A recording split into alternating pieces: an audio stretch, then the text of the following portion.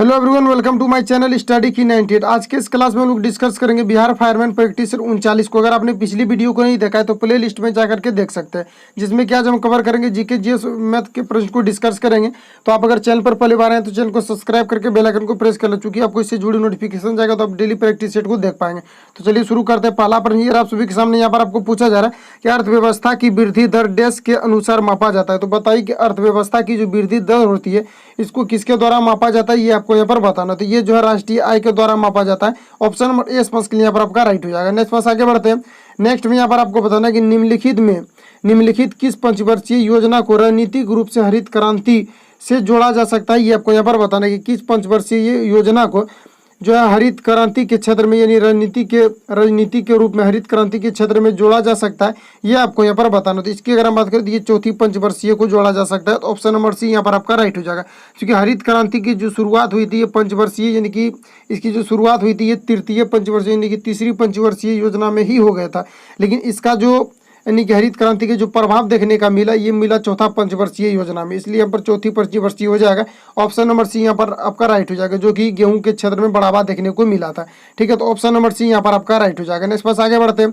Next में यहाँ पर आपको बताना है 3 नंबर में बुर्जिल दर्रा निम्नलिखित में से किस राज्य में स्थित है। ये आपको यहाँ पर बताना है कि बुर्जिल दर्रा जो ये निम्नलिखित में से किस राज्य में स्थित है, ये आपको यहाँ पर पूछा जा रहा है। तो ये आपके जो है जम्मू कश्मीर में स्थित है। ऑप्शन नंबर 20 के लिए यहाँ पर आपका राइट हो जाएगा। नेक्स्ट पास आगे बढ़ते हैं। नेक्स्ट में यहाँ पर आपको बताना कि कोटिली प्रधानमंत्री थे। तो बताइए कि कोटिली जो प्रधानमंत्री थे ये किसके प्रधानमंत्री थे, ये आपको यहाँ पर बताइए चंद्रगुप्त मौर्य के प्रधानमंत्री थे। तो ऑप्शन नंबर सी यहाँ पर आपका राइट हो जाएगा। यहाँ पर देखिए कोटिली या तो यहाँ पर लिखा रहेगा आपका चाणक्य लिखा रहेगा। ठीक है, यहाँ पर कोटिली या तो फिर आपका चाणक्य लिखा रहेगा, दोनों को आपको यहाँ पर ध्यान में रखना। तो ऑप्शन सी यहाँ पर आपका राइट है। नेक्स्ट पास आगे बढ़ते हैं। नेक्स्ट में यहाँ पर आपको पूछा है लॉर्ड मिंटो ने अमृतसर की संधि 1809 से ठीक पहले शांति स्थापित करने के लिए रणजीत सिंह को किसके पास भेजा था। तो बताइए किसके पास भेजा था, ये आपको यहाँ पर बता दो। ये जो चार्ल्स मैकटॉप के पास भेजा था। ऑप्शन नंबर डी यहाँ पर आपका राइट हो जाएगा। नेक्स्ट पास आगे बढ़ते हैं। नेक्स्ट में यहाँ पर आपको बताना है कि मधुमक्खी और कीड़ा किस वर्ग से संबंधित है, ये आपको यहाँ पर बताना है। तो मधुमक्खी और कीड़ा की अगर हम बात करें तो ये कीट वर्ग से संबंधित हो। ऑप्शन राइट ए यहाँ पर हो जाएगा। इसके अलावा अगर हम बात करें कि कीट का अध्ययन क्या कहलाता है तो एंटोमोलॉजी कहलाता है, और मधुमक्खी का अध्ययन क्या कहलाता है तो ये एपीकल्चर कहलाता है। इसको भी आपको यहाँ पर याद रखना। बिहार पुलिस में पूछा गया था कि मधुमक्खी के अध्ययन को क्या कहा जाता है, इसको कहा जाता है एपीकल्चर, और कीट के अध्ययन को कहा जाता है एंटोमोलॉजी। दोनों को आपको यहाँ पर याद रखना है। और मधुमक्खी और कीड़ा किस वर्ग से संबंधित है, ये आपके कीट वर्ग से संबंधित। ऑप्शन नंबर ए स्पष्ट यहाँ पर आपका राइट हो जाएगा। नेक्स्ट पास आगे बढ़ते हैं। नेक्स्ट में यहाँ पर आपको पूछा जा रहा है कि केल्विन स्केल में मानव शरीर का सामान्य तापमान कितना होता है। तो मानव शरीर का जो सामान्य तापमान होता है ये आपका होता है 37 डिग्री सेंटीग्रेड होता है। ठीक है, तो ये आपको यहाँ पर याद रखना है कि 37 डिग्री सेंटीग्रेड होता है, लेकिन ये एक्यूरेट नहीं होता है। इसका लगभग 36.7 डिग्री सेल्सियस होता है। ठीक है, लेकिन ये जो है इसको जो है लगभग माना जाता है, यहाँ पर 37 डिग्री माना जाता है। ठीक है, तो यही आपको यहाँ पर बताना है कि 37 डिग्री जो होता है ये सेल्सियस में होता है, लेकिन यहाँ पर आपको बताना है कि केल्विन स्केल में मानव शरीर का जो सामान्य तापमान होता है ये कितना होता है। तो केल्विन की अगर हम बात करें तो ये आपका 37 डिग्री है, और इसको केल्विन में जब हम चेंज करेंगे तो 273 में आपको जो है 37 को जोड़ना है। 273 में अगर आप 37 डिग्री जो सेल्सियस को आप जोड़ते हैं तो ये केल्विन में कन्वर्ट हो जाता है, जो कि आपका 310 डिग्री केल्विन हो जाएगा। जो ऑप्शन नंबर बी में दिया हुआ correct answer option number B हो जाएगा। नेक्स्ट पास आगे बढ़ते हैं। नेक्स्ट में यहाँ पर आपको पूछा जा रहा है कि साइनस वेनसस जो किस प्रकार का रुधिर ले जाता है, ये आपको यहाँ पर पूछा है। तो बताइए कि साइनस वेनसस जो है ये किस प्रकार के रुधिर को ले जाता है। तो ये जो है आपका अशुद्ध रक्त को ले जाता है। ऑप्शन नंबर 20 के लिए आपका राइट हो जाएगा। वही अगर हम बात करें कि शुद्ध रक्त को किसके द्वारा ले जाता है तो इसको पल्मोनरी या तो फिर धमनी में क्या होते हैं कि शुद्ध रक्त का प्रवाह होता है। ठीक है, पल्मोनरी या धमनी में, लेकिन अशुद्ध रक्त की अगर बात करें तो ये साइनस वेनसस के द्वारा ले जाया जाता है। ऑप्शन नंबर 20 के लिए आपका राइट हो जाएगा। नेक्स्ट पास आगे बढ़ते हैं। 9 नंबर में यहाँ पर आपको पूछा रहा है कि बोमेन का संपुट। ठीक है, यहाँ पर पूछा जा रहा है कि बोमेन का कैप्सूल संबंध रखता है। तो बताइए कि बोमेन जो संपुट होता है इसका जो कैप्सूल संबंध रखता है किससे संबंधित है, ये आपको यहाँ पर बताना चाहिए। गुर्दे से संबंधित। ऑप्शन नंबर डी इसके लिए यहाँ पर आपका राइट हो जाएगा, जो कि क्या करता है कि खाद्य पदार्थों का उत्सर्जन यानी कि छानने का, जैसे कि मानव मूत्र जो होता है ये किसके द्वारा, ये गुर्दे के द्वारा ही छाना जाता है। ठीक है, तो ऑप्शन नंबर डी इसके लिए यहाँ पर आपका राइट हो जाएगा, जिसको कि हम किडनी बोलते हैं। ठीक है, तो ऑप्शन नंबर डी इसके लिए यहाँ पर आपका राइट हो जाएगा। नेक्स्ट पास आगे बढ़ता है। इसी को कहा जाता है बिरिकक। अगर यहाँ पर लिखा रहेगा गुर्दे नहीं लिखा रहेगा तो यहाँ पर आपका बिरिकक रहेगा। अगर इसकी वजन की बात करें तो इसका वजन जो होता है ये 140 ग्राम होता है। तो ऑप्शन नंबर डी इसके लिए आपका राइट हो जाएगा। नेक्स्ट पास आगे बढ़ते हैं।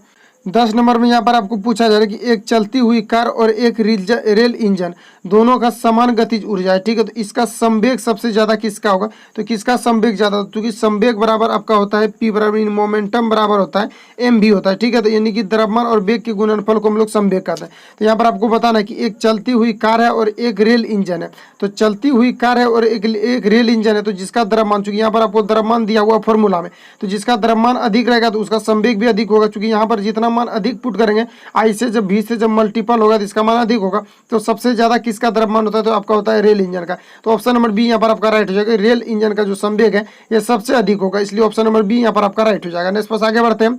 नेक्स्ट में यहाँ पर आपको पूछा रहा है कि माचिस उद्योग में प्रयोग किया जाने वाला रसायन क्या है। तो बताइए कि माचिस उद्योग में प्रयोग किया जाने वाला रसायन क्या है, ये आपको यहाँ पर बताना। तो ये पोटेशियम क्लोरेट हो जाएंगे, ऑप्शन नंबर ए स्पंज के लिए यहाँ पर राइट हो जाएगा। इसके अलावा अगर हम बात करें कि माचिस उद्योग में किसका प्रयोग किया जाता है, तो लाल फास्फोरस का जो प्रयोग किया जाता है ये भी आपका माचिस उद्योग में किया जाता है, तो इसको भी आपको यहाँ पर याद रखना है। नेक्स्ट पास आगे बढ़ते हैं। नेक्स्ट में यहाँ पर आपको बताना है 12 नंबर में सबसे कम तरंग लंबाई वाले किरणें कौन सी है। तो बताइए कि सबसे कम जो है लंबाई, यानी कि सबसे कम जो है तरंग वाली लंबाई वाली कौन सी किरण है, तो ये आपका गामा किरण हो जाएगा। वही अगर हम बात करें कि सबसे ज्यादा भेदन क्षमता किसकी होती है, तो ये आपका गामा किरणों की होती है। लेकिन सबसे कम अगर तरंग की बात करें कि सबसे कम तरंग किसका होता है, तो ये आपका गामा किरण का होता है। ऑप्शन नंबर डी यहाँ पर राइट हो जाएगा, लेकिन इसका भेदन क्षमता सबसे अधिक होता है। नेक्स्ट पास आगे बढ़ते हैं। नेक्स्ट में यहाँ पर आपको पूछा रहा है चांदी का रासायनिक प्रतीक क्या बताइए। तो चांदी की रासायनिक प्रतीक की अगर हम बात करें तो ये सभी को पता होना चाहिए, एजी होता है, ठीक है, जिसको हम सिल्वर बोलते हैं। ऑप्शन नंबर सी स्पंज के लिए यहाँ पर आपका राइट हो जाएगा, जो विद्युत का सबसे अच्छा सूचालक माना जाता है। तो ऑप्शन नंबर सी स्पंज के लिए यहाँ पर आपका राइट हो जाएगा। नेक्स्ट पास आगे बढ़ते हैं। नेक्स्ट में यहाँ पर आपको पूछा जा रहा है कि क्लोरोफॉर्म बनाने के लिए निम्नलिखित में से क्या उपयोग में लाया जाता है। तो बताइए कि क्लोरोफॉर्म को बनाने के लिए निम्नलिखित में से किसको उपयोग में लाया जाता है। तो ये मीथेन को लाया जाता है, जिसको हम प्राकृतिक गैस बोलते हैं, ठीक है। ये CH4 हो जाएगा, जो कि मीथेन को लाया जाता है क्लोरोफॉर्म के बनाने के रूप में। तो ऑप्शन नंबर 20 के लिए यहाँ पर आपका राइट हो जाएगा। नेक्स्ट आगे बढ़ते हैं। नेक्स्ट ईयर आप 15 नंबर में यहाँ पर आपको बताना है कि वायुमंडल में कार्बन डाइऑक्साइड की मात्रा में वृद्धि होने के कारण क्या होगा। तो वायुमंडल में जब कार्बन डाइऑक्साइड की मात्रा में वृद्धि होगी तो उसमें क्या होगा कि ताप बढ़ेगा, क्योंकि यहाँ पर होते क्या है कि जो ग्रीन हाउस जो इफेक्ट है, ग्रीन हाउस जो प्रभाव, उसमें क्या होता है कि ग्रीन हाउस प्रभाव के लिए मुख्य रूप से कार्बन डाइऑक्साइड का होना आवश्यक है। और ग्रीन हाउस प्रभाव में क्या होते हैं कि वायुमंडल क्या होते हैं कि गर्म हो जाते हैं। तो गर्म होता है तो ये किसके कारण से, तो ये कार्बन डाइऑक्साइड के कारण से होता है। तो वही यहाँ पर आपसे पूछा रहा है कि वायुमंडल में कार्बन डाइऑक्साइड की मात्रा में अगर वृद्धि हो जाती है तो यहाँ पर क्या होगा, कौन सी घटनाएं वायुमंडल में हो सकती थी, इसमें क्या होगा कि ताप बढ़ेगा। तो ऑप्शन नंबर ए स्पंज के लिए आपका राइट हो जाएगा। नेक्स्ट पास आगे बढ़ते हैं। नेक्स्ट में यहाँ पर आपको बताना है 16 नंबर में all India trade union Congress के मुंबई अधिवेशन की अध्यक्षता किसने किया था। तो बताइए कि all India trade union Congress के जो मुंबई अधिवेशन जो हुआ था इसकी अध्यक्षता किसके द्वारा किया गया था, ये आपको यहाँ पर बताना था। ये लाला लाजपत राय के द्वारा किया गया था। ऑप्शन नंबर सी स्पंज के लिए यहाँ पर आपका राइट हो जाएगा। अगर बात करें कि ये जो है अधिवेशन यानी कि all India trade union Congress का जो प्रथम अधिवेशन हुआ था ये कब हुआ था, तो ये 1920 में हुआ था। ये भी आपको यहाँ पर याद रखना है, ये प्रीवियस ईयर में पूछा गया था, इसको मैंने पिछली वीडियो में किया था, इसलिए यहाँ पर आपको मैंने जो है फिर से इसको रिपीट कर दिया, ठीक है, कि ऑल इंडिया ट्रेड यूनियन जो है कांग्रेस का जो प्रथम जो अधिवेशन हुआ था ये 1920 में हुआ था। और यहाँ पर पूछा जा रहा है कि all India trade union Congress के मुंबई में अध्यक्षता जो मुंबई में अधिवेशन हुआ था इसकी अध्यक्षता किसके द्वारा किया गया था, तो ये किया गया था लाला लाजपत राय के द्वारा। ऑप्शन नंबर सी के लिए आपका राइट हो जाएगा। नेक्स्ट पास आगे बढ़ते हैं। नेक्स्ट में यहाँ पर 17 नंबर में आपको बताना है कि चट्टानें कितने प्रकार की होती है। तो बताइए कि चट्टानें ये कितने प्रकार की होती है। तो चट्टानें ये 3 प्रकार की होती है, ऑप्शन ए यहाँ पर सही हो जाएगा। अगर बात करें कि कौन कौन सी चट्टानें होती है तो ये आपके अग्नेय चट्टानें होती है, अवसादी चट्टानें होती है और कायांतरित चट्टानें होती है। तो ऑप्शन नंबर ए स्पष्ट के लिए आपका राइट हो जाएगा। नेक्स्ट पास आगे बढ़ते हैं। नेक्स्ट में यहाँ पर आपको पूछा जा रहा है कि भारत का सबसे पहला जल विद्युत कारखाना कहाँ स्थापित किया गया था और कब किया गया था, ये आपको यहाँ पर बताना। तो भारत की अगर बात करें कि सबसे पहला जो जल विद्युत कारखाना स्थापित किया गया था ये शिव समुद्रम में किया गया था और ये 1902 में किया गया था। तो ऑप्शन नंबर ए स्पष्ट के लिए आपका राइट हो जाएगा। नेक्स्ट पास आगे बढ़ते हैं। नेक्स्ट में यहाँ पर आपको बताना है कि भारत में सीमेंट का उत्पादन सर्वप्रथम प्रारंभ हुआ था। तो बताइए कि कहाँ पर हुआ था। सीमेंट का जो उपयोग होता है जिसमें कि कैल्शियम कार्बोनेट का प्रयोग किया जाता है। यहाँ पर आपको बताना कि भारत में सीमेंट का उत्पादन सर्वप्रथम कहाँ पर हुआ था, तो ये आपके मद्रास में हुआ था। ऑप्शन नंबर सी स्पष्ट के लिए बी यहाँ पर जो आपका राइट हो जाएगा। मद्रास में जो है सीमेंट का सर्वप्रथम उत्पादित किया गया था, ठीक है। तो ऑप्शन नंबर बी यहाँ पर आपका राइट हो जाएगा। इसके अलावा अगर हम बात करें कि ये कंपनी मद्रास में जो स्थापित जो किए गए थे ये कब किया गया था, तो ये 1904 में किया गया था। और जो अगर हम बात करें कि सीमेंट जो है ये सबसे ज़्यादा कहाँ पर उत्पादित किए जाते हैं, तो ये आपके राजस्थान में किया जाता है। कहाँ पर किया जाता है, ये राजस्थान में किया जाता है। इतने फैक्ट आपको यहाँ से याद रखना है। ऑप्शन नंबर 20 के लिए आपका राइट हो जाएगा। नेक्स्ट पास आगे बढ़ते हैं। नेक्स्ट में यहाँ पर आपको बताना है कि सूर्य के सबसे पास कौन सा ग्रह है। तो बताइए कि सूर्य के सबसे पास कौन सा ग्रह है, ये आपको यहाँ पर बताना है। तो सूर्य के सबसे पास की अगर हम बात करें तो ये बुध ग्रह हो जाएंगे, ऑप्शन नंबर बी यहाँ पर जो आपका राइट हो जाएगा। और सबसे अगर हम दूर की बात करें तो ये आपका वरुण हो जाएगा, जो कि सबसे सूर्य से सबसे दूर ग्रह आपका वरुण है। और सबसे नजदीक की अगर हम बात करें तो ये बुध हो जाएगा, ठीक। तो ऑप्शन बी यहाँ पर आपका राइट हो जाएगा। वही अगर हम बात करें कि पृथ्वी के सबसे पास कौन सा ग्रह है, तो पृथ्वी के पास जो सबसे ग्रह की अगर बात करें तो ये आपका शुक्र हो जाएगा। तो इतने फैक्ट आपको यहाँ से याद रखना है। नेक्स्ट पास आगे बढ़ते हैं। नेक्स्ट में यहाँ पर आपको पूछा रहा है कि सचिन तेंदुलकर ने 10 पारियों में ऑस्ट्रेलिया के खिलाफ 38, 70, 48, उसके बाद 34, 42, 55, 63, 46, 54 और 44 रन बनाए। तो इसका माध्य आपको ज्ञात करना है कि इसका माध्य क्या होगा, ठीक है। तो यहाँ पर आपको जो है ये खुद से करना है, यहाँ पर हम आपको डायरेक्शन देते थे, क्योंकि यहाँ पर अगर हम बनाएंगे तो टाइम आपका किल होगा। तो यहाँ पर आपको करना कुछ नहीं है, बस सभी को ऐड करना। माध्य निकालने का मतलब होता है औसत निकालना है आपको। तो यहाँ पर आपको करना क्या है, तो ये 10 को कुछ नहीं करना है आपको, ठीक है, क्योंकि यहाँ 10 पारियों के द्वारा बनाया गया रन है, ठीक है। क्योंकि यहाँ पर 10 पारी खेला हुआ है, तो इसको आप काउंट करेंगे तो ये 10 पूछ जाएगा। देखिए 1 यानी कि 1 2 3 4 5 6 7 8 और उसके बाद 9 10 यानी कि 10 पारियों में खेला गया है। तो यही आपको यहाँ पर बताया गया। तो ये 10 पारियों में जो है खेला गया, तो इसको सभी को आपको काउंट करके यानी कि काउंट करना है पहले कितना है, तो टोटल 10 है। उसके बाद इसको हम सभी को ऐड करेंगे, तो ऐड करने के बाद जो भी डिजिट आएगा आपका, ठीक है, और उसको क्या करना है कि 10 से डिवाइड कर देना। जितना इसमें नंबर दिया हुआ उतना से डिवाइड करेंगे और सभी का ऐड करके ऊपर लिखेंगे, आप डिवाइड कर देंगे, इसका आंसर आ जाएगा, ठीक है। इसको आप खुद से आप बनाएंगे, ठीक है। नेक्स्ट में आगे बढ़ते हैं। नेक्स्ट में यहाँ पर आपको बताना है 22 नंबर में बताना है कि 2/3 को किसी भिन्न में जोड़ने पर 4/5 प्राप्त होती है। तो वह संख्या क्या है, ये आपको यहाँ पर बताना है कि यानी कि 2/3 जो ये किसी भिन्न में अगर जोड़ देते हैं तो ये पता नहीं है कि किस भिन्न में जोड़ना है। तो मान लेते हैं कि इसको अगर हम x में जोड़ते हैं, इसके नीचे नहीं कुछ तो 1 रहता है, और अगर इसमें अगर x में इसको जोड़ देते हैं, जोड़ने पर जो प्राप्त होता है ये आपका 4/5 होता है। अब इसको हम सॉल्व करेंगे, इसको सॉल्व करेंगे तो यहाँ पर देखिए x दिया हुआ है, इसको सिंपली उस पार ले जाएंगे, उस पार ले जाएंगे तो यहाँ पर क्या हो जाएगा आपका 2/3 हो जाएगा। एलसीएम लेंगे, यहाँ पर आपका 15 होगा और यहाँ पर क्या हो जाएगा आपका 12 हो जाएगा। यहाँ पर फिर मल्टीपल करेंगे तो यहाँ पर क्या हो जाएगा आपका 10 हो जाएगा, और यहाँ पर 12 में अगर 10 को माइनस करेंगे तो 2/15 हो जाएगा, ठीक है। तो देखिए किस ऑप्शन में दिया हुआ है 2/15, तो यहाँ पर देखिए किसी भी ऑप्शन में यहाँ पर 2/15 जो आपको नहीं दिया हुआ। तो चलिए इसको एक बार फिर से सॉल्व करते हैं। तो यानी कि 2/3 को किसी भी भिन्न में जोड़ने पर इतना प्राप्त होता है। तो मान लेते हैं कि 2/3 को हम x में जोड़ देते हैं, ठीक है। x में जोड़ने के बाद जो यहाँ पर आपका 4/5 हो जाएगा। तो x बराबर करेंगे तो 4/5 माइनस आपका हो जाएगा 3 यानी कि 2/3 हो जाएगा, ठीक है। इसका एलसीएम लेंगे तो यहाँ पर 15 होना चाहिए, और उसके बाद यहाँ पर अगर हम बात करें तो ये हो जाएगा आपका 12, ठीक है। उसके बाद माइनस करेंगे तो 3 5 15 5 और यहाँ पर आपका 5 10 हो जाएगा, यानी कि 2 यहाँ पर आपका 15 हो जाएगा। जो ऑप्शन में नहीं दिया हुआ टाइपिंग मिस्टेक है, या तो आप लोग इसको बनाएंगे भी तो ये आंसर नहीं आएगा, ठीक है। तो यहाँ पर आपका जो है टाइपिंग मिस्टेक हो गया है, किसी तरह से मिस्टेक हो गया होगा। तो यहाँ पर जो है इसका करेक्ट आंसर जो हो जाएगा आपका ये 2/15 हो जाएगा, ठीक है। मिलता है नेक्स्ट। चलिए यहाँ पर नेक्स्ट आगे बढ़ते हैं। यहाँ पर 23 नंबर में यहाँ पर आपको पूछा जा रहा है कि 18% हानि और 17% लाभ के बीच का अंतर जो है ये 63 रुपया है। तो वस्तु का क्रय मूल्य क्या होगा, ये आपको यहाँ पर पूछा जा रहा है। तो अगर हम बात करें तो सबसे पहले हम मूल राशि को मान लेते हैं कि कितना मेरे पास है। तो अगर 18% हानि हो रहा है तो मान लेते हैं कि कोई भी राशि अगर 100 है तो इसमें अगर 18% हानि हो रहा है, ठीक है। कितना हानि हो रहा है, तो यहाँ पर आपको 18% हानि हो, तो 18% अगर हानि हो रहा है तो इसका मतलब कितना है, तो 18% अगर हानि होगा तो फायदा यानी कि बचेगा कितना, तो ये हो जाएगा आपका 82। और उसके बाद यहाँ पर पूछा फिर कहा जा रहा है कि 17% अगर लाभ हो रहा है, तो 17% लाभ हो रहा है, तो इसका मतलब है कि अगर 17% कहीं भी लाभ हो रहा है तो इसका मतलब 117 रुपये में उसको बेचा जा रहा है, ठीक है।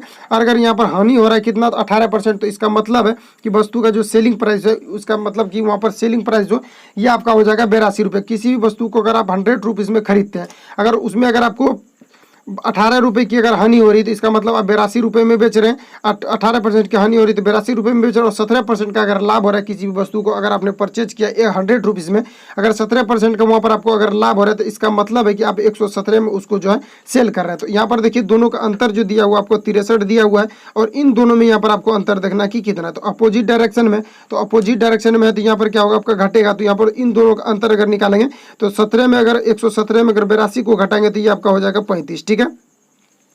यहाँ पर हो जाएगा आपका 35 हो जाएगा, नहीं तो फिर सॉरी यहाँ पर देखिए आपको करना क्या, इन दोनों को आपको यहाँ पर ऐड करना है, या तो फिर इसमें आपको माइनस करना है। तो माइनस करेंगे, इसमें आप माइनस कीजिए तो फिर इन दोनों को ऐड कीजिए। इसमें अगर हम माइनस करेंगे तो 35 होगा, और परसेंटेज के लिए आपको यहाँ पर 100 से गुना करना, क्योंकि यहाँ पर जो अंतर दिया हुआ दोनों का अंतर दिया हुआ, और इस दोनों में से आपको क्या करना है कि 117 में से इसको माइनस करना है 82 को, क्योंकि अंतर का तुलना अंतर से करेंगे और निकालना रहेगा उसको गुना करेंगे। तो यहाँ पर आपको क्या निकालेंगे, वस्तु का क्रय मूल्य क्या है। तो वस्तु का हम क्रय मूल्य कितना माने थे, 100, तो यहाँ पर 100 से हम गुना कर दिए। उसके बाद इसको चलिए हम कैंसिल आउट करते हैं, ठीक है। तो इसको अगर हम काटते हैं 7 से तो 5 बार में कटेगा और ये 9 बार में कटेगा। इसको बाद इसको हम काटेंगे तो ये कितना बार में कटेगा, तो ये देखिए 20 बार में कटेगा और ये हो जाएगा 9 दूना 18 यानी कि 180 हो जाएगा, जो ऑप्शन नंबर बी में दिया हुआ है। Correct answer option number B हो जाएगा। अगर आप इसको फिर से समझना चाहते हो तो समझिए। यहाँ पर देखिए हम मान लिए कि क्रय मूल्य जो है किसी भी वस्तु का 100 रुपये है, तो इसी में किसी क्रय मूल्य में ही हानि होता है या तो फिर लाभ होता है। तो यहाँ पर क्या होगा 18% यहाँ पर आपका हानि होता है। 18% अगर हानि हो रहा है इसका मतलब है कि वस्तु को 82 रुपये में बेचा जा रहा है। और यहाँ पर फिर क्या है कि 17% का यानी कि लाभ हो रहा है, तो इसका मतलब 117 में बेच रहे हैं। और यहाँ पर दोनों का अंतर दिया हुआ है कितना, तो 63। तो यहाँ पर दोनों का अंतर कितना हो जाएगा, तो अंतर का तुलना अंतर से करेंगे, जो भी दिया रहेगा उसके रिस्पेक्ट में आपको तुलना करें, जो निकालना रहेगा उसको गुना करेंगे। तो यहाँ पर 63 दिया हुआ है इसका अंतर, तो इसमें अंतर निकालेंगे तो कितना हो जाएगा 35 और निकालना है तो उसको गुना। तो निकालना क्या है, तो कितने में खरीदा और खरीदा यहाँ पर कितना में गया 100 रुपये में, माने क्या है 100, तो यहाँ पर 100 से आपको गुना करना है, ठीक है। रेशियो मेथड से हम जो भी मेथड बनाएंगे आपको जो है रेशियो मेथड से बताएंगे, इसी तरह तुलना करके बताएंगे, जो कि एकदम आसान से आसान ट्रिक में आप जो है बिल्कुल सॉल्व कर सकते हैं, ठीक है। तो यहाँ पर आपको करना क्या है, तो 9 से अगर इसको 7 से अगर काटेंगे तो 7 -- 5 = 35 हो जाएगा और 7 नंबर 63 हो जाएगा। 5 से इसको काटेंगे तो 20 होगा, 9 दूना 18 180 हो जाएगा आपका, जो ऑप्शन नंबर बी में दिया हुआ correct answer option number B हो जाएगा। नेक्स्ट पास आगे बढ़ते हैं। नेक्स्ट में यहाँ पर आपको पूछा जा रहा है 24 नंबर में पूछा जा रहा है दो संख्याओं के मौसो और लोसो क्रमशः 29 और 1015 है। यदि इनमें से एक संख्या 145 हो तो दूसरी संख्या क्या होगी, ये आपको यहाँ पर पूछा जा रहा है।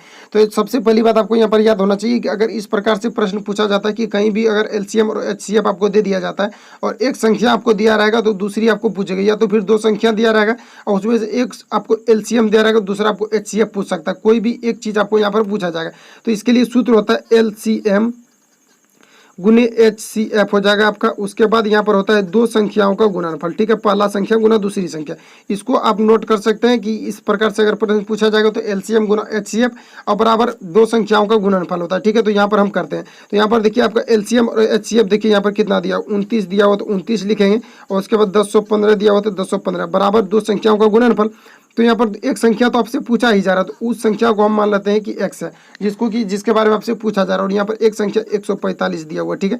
145 को यहाँ से यहाँ आप लाएंगे तो यहाँ पर डिवाइड में हो जाएगा 145, तो 145 को यहाँ लिख दिया, उसके बाद आप डिवाइड कीजिए, इसका आंसर आ जाएगा।